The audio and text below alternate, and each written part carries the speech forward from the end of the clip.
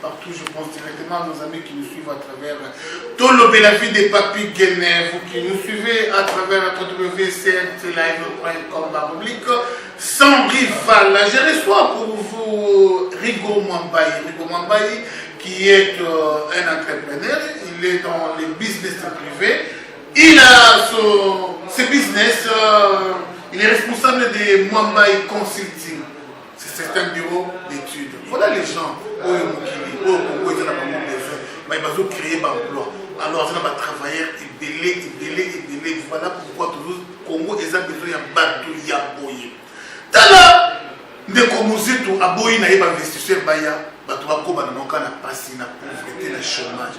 Tobeta moi ni sono nande kona biso Rigo Mwambayi. Rapidement, je reçois mon invité. Bonjour.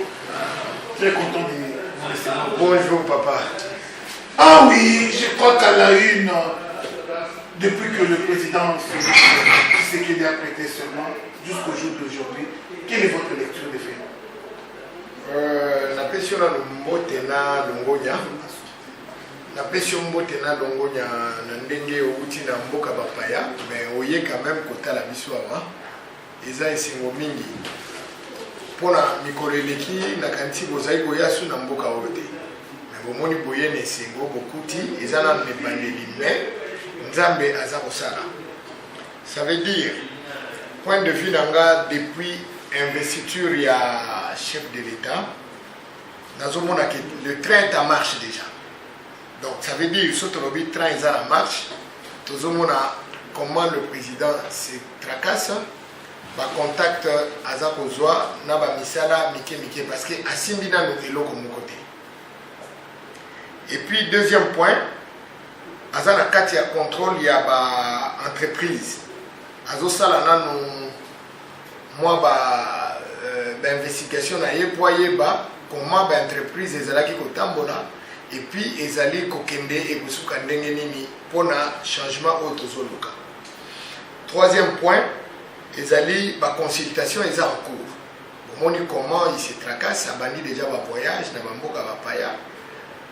Bandi na Angola aki na Nairobi et puis akozongela na Brazzaville azongi total elaina no ole ya kolobaka mingi biso tolingi koloba mingi te tolingi misala ke koloba mingi je crois na suki wana pona. Ah oui, je crois qu'on continue toujours sikoyo partout bato de kabalo belaka meeting ya Lamuka au Martin Fayulu sala qui plein attaqué au lobini. Bon, Toboïté c'était moi avec moi Namboka, à cela qui plein la marque naïe. Tokoki ko kolobate ke azaki na batu na ndenge naïe. O ba kokaki na munene naïe. Mais bino boyebi mukolo ba plein. Boyebi mukolo ba plein yo za grand journaliste so mona ba plein o esalama na même place wana.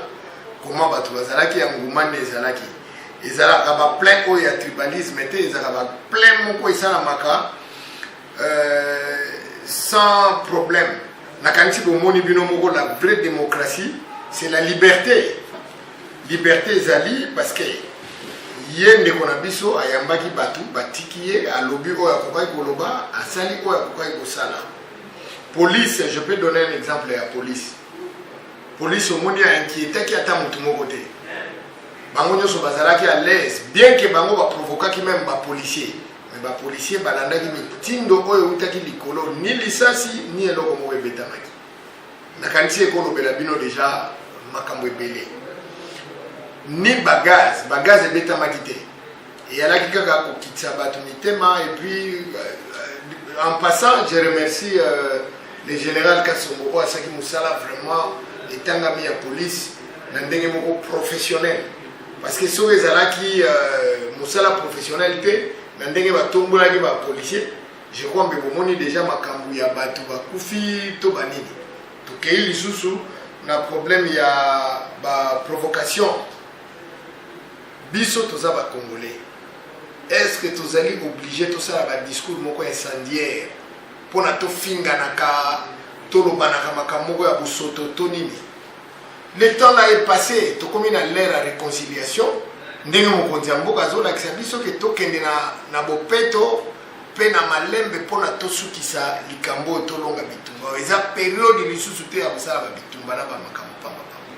Moi je crois que deuxième question na yo yango ya solo vraiment simana yango lo yembo belé batika na bango atambwa batika nyoka me babo mamuluba tribalisme uti wapi ndeko moi liloba pona lisolo ya tribalisme oyo ndeza kokamwisa biso ndeko nanga eza likambo nene soki tokebi te ekomema biso na mosika me tomela mai ya pio tokitisa mitema. Tribalisme koko uta pa ya basaleli ya nzambe te tina l'église tozoyoka ba discours moko impossible batu bakotanga bamakambo moko eza impossible ke nako kotanga même bakombo na bango te. Je crois bilili ezali okozwa bilili wana po otala o répondre batu selon langage na bango ndenge bakoloba. Pasteur Kizemi na fingi président Félix Tshisekedi atanda te afi. Je me réveille tous les jours à 5 h du matin dans Ndakonanga. La salle est à 6 h.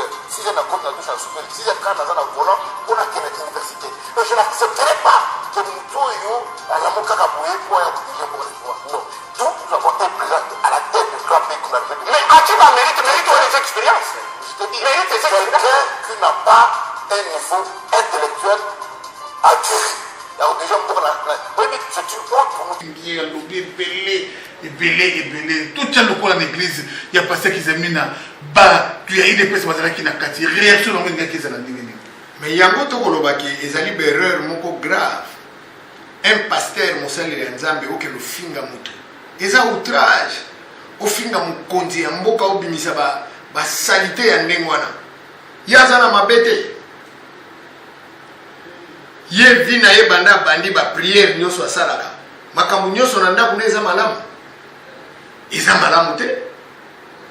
Soki penja lo sambo neza ki ya solo na kanti to ngeto mono na ngona ndako na ye ndenge azali na bana na ye abota ndenge azana makambo ebele nzambe nde mutapesa yoke loro wa mutu lokola Tshisekedi mwana ya Tshisekedi premier docteur en droit atanga te yo uta soki wapi yo nde otanga wana bazokosaka bato bayebi vérité te. Tshisekedi azana ba polémique wana te tolekisi yango eza problème moko ya grave te. Et bamususu pe tribalisme bamususu bakoleka onga nazalaki un ancien premier ministre onga nazalaki boye oleka na TV5 pona ko combattre que l'investisseur baya na mboka te. Est-ce que vous trouvez ça normal? Papa journaliste, vous trouvez ça normal? Yo que ne ko combattre mutolo bo investisseur investisseur wana bakoya eza pona mokonzi mboka ye moko te eza pona ko salisa mabota na ba congolais nyonso. Il y a un président, il y a un Congolais, il y a un président, il y a un comme on le prétend. La victoire du président Félix Tshisekedi n'est-elle pas la victoire de l'opposition? C'est la question qu'on se pose. Félix Namuzitu n'a pas de position, la Mokabangon soit la carte opposition. Mais les lots opposants, on a vu nos opposants à passer président. Pour nous créer un problème. Moi je crois que c'est Motema Mabe. Ils ont Motema Mabe, Motema Likundu.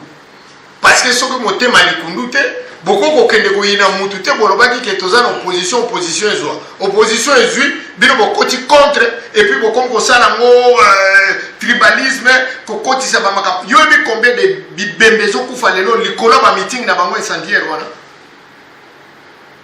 Mais ce que moluba pas lobi a réagir lelo bokolobaki moluba komi boye or que moluba za mutu lokwa mutu nyoso même yo zo loba oyo lobi kuno koloba suso muluba zalaki bo so batunyo muluba sala nini eloko moni muluba sala ezate to changer mentalité to lukato to kende liboso mboke kende liboso ndenge mukonza mboka bandi bitumba ya kobima kozwaka ba risque wana ya kokende kolukela ka bino ba investisseur ba makambo ekilikili toki ke banguna na ye ba se ba préparer ki coup ya ko bombarder même avion vous informer te wana etali bango be yada mwana nzambe eza biloko pamba maya moto et une petite rébellion se prépare bazali ko sala yango na ndenge na bango etali bango moko bango bazana mbongo ebele bozo banga te mbongo mo bazwaki yango wapi quel que soit ce que bazwaki yango soni kafuta loba il n'y a pas d'argent sale Mais les lots bana mbongo ebele bozo panga te que ba renverser pouvoir na bino. Kozala na mbongo c'est quoi? Kozala na mbongo nde osombi mokili mobimba. Mbongo esombaka mutu te. Mutu te basombi bato yango ba inisisi baluba. Mais na ndimi te ezali ba idée na bango. Baluba baza na problème na mutu te. Biso tozali na bolingo tomikitisaka kaka. Poso ko mikitisa te. Mais lelo eloko bango baza koluka wana bato baza kokata na kobomana. Yo soki moluba mo abomi mutu. Mais baluba boni bakufi. Na kaluka na kingasani ba kokata bango na mitu. Soki baluba boni bakufi. Gouvernement abomi na boiponi po bima. Gouvernement za la kati ya ba consultation. Asa okutana na bato et puis il faut babinisa nano nani parlement et puis babinisa nani informateur. C'est après informateur ndé akosangisa bato totala ndenge makambo yokende. Pourquoi toko wena kaka liboso biso tozali ba majoritaire biso tozali bo majorité bimande wana. Ata yo ozalaki na place ya Muzitu, ata yo ozalaki na place ya Mbemba, ozalaki na place ya Moïse Katumbi. Félix aye kaka boye président Félix Tshisekedi président de la République. So nazaki Mbemba azalaki vice-président ya Kabila. Muzitu premier ministre ya Kabila. Oyo mususu wana gouverneur ya Kabila. Mais bino bala boko président ya Kabila. Kasi kanda ya mwana. Kanda ya mwana nzambe te. Yesu akufa ipona nini? Yesu akufa kipona nini? Et puis bosambusi Fayulu l'église. Bosambusi Fayulu l'église. Mwana ndenge baza bosambeli na président na ye. Mais likambo nzambe za ya nzambe, likambo nzambe za ya ya nini te? Il y a seulement vraiment moi le basoka wana. 38 ans de l'IDPS. Yo moni IDPS na 38 ans.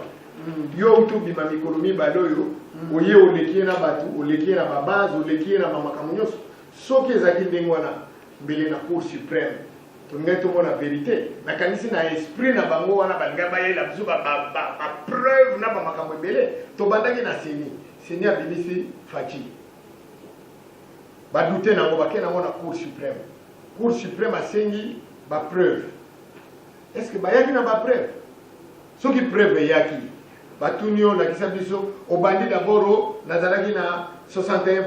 Après yo moko zongyo nazala na 53%. Kaka yo moko wana nazalaki na 10 millions de voix sur 11 millions de voix. Après ozongi mais même l'état osoko ezaka ya bozoba mbele tolobi ke l'état ezaki biso pe to neto balukela l'état parce que to moni mutu asimbawa alobawa akebemwe. Donc il n'y avait pas de vérité. Il y a seulement vraiment, c'est par là qu'on va mettre un point final à notre étrange Mboloko Boye Ponimano Tonimatamba Monae, Fayulu quand même à la Kisibino Kabila Kabila. Mais si on a bien, il faut que nous ayons tout droit. Si on a bien, il faut que nous ayons moi, et comme mon boulot, papa. Et bien voilà, merci beaucoup à vous tous qui avez prêté attention à cette tranchée. Je crois qu'on va vraiment exhiber ce pas de danser de Fayulu en Tanzanie. N'ayez pas combiner tes Fayulu, l'explique combine. Eh, mais de quoi on a tout bien, tu m'as pas Fayulu rapidement lento.